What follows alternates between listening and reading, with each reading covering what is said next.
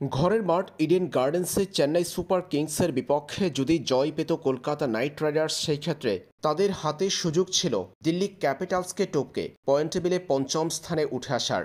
হাতে আরও 2 ম্যাচ বাকি, তবে তা হয়নি। ইডেন গার্ডেন্সে চেন্নাই সুপার কিংসের বিপক্ষে 2 উইকেটে পরাজিত হয়েছে কেকেআর।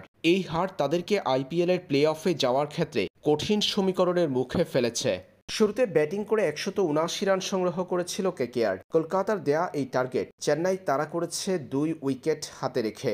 কলকাতা নাইট রাইডার্সের হাতে এখনও 2টা ম্যাচ বাকি আছে। পয়েন্ট টেবিলে বর্তমানে ষষ্ঠ স্থানে আছে কেকেআর। তাদের অর্জন 12 ম্যাচ শেষে 5 জয় 1 ড্রয়ে 11 পয়েন্ট। কলকাতা নাইট রাইডার্সের উপরে পয়েন্ট টেবিলে যথাক্রমে আছে Delhi Capitals, Mumbai Indians, Punjab Kings, Royal Challengers Bengaluru ও গুজরাট টাইটান্স। কলকাতা যদি নিজেদের পরবর্তী 2 ম্যাচে বেঙ্গালুরু ও সানরাইজার্সকে হারাতে পারে, সেই ক্ষেত্রে তারা অর্জন করবে আরও 4 পয়েন্ট, তখন দাঁড়াবে 15 পয়েন্ট। সে সময় কলকাতা নাইট রাইডার্সের সুযোগ থাকবে প্লে অফে যাওয়ার, যদিও খুবই সামান্য।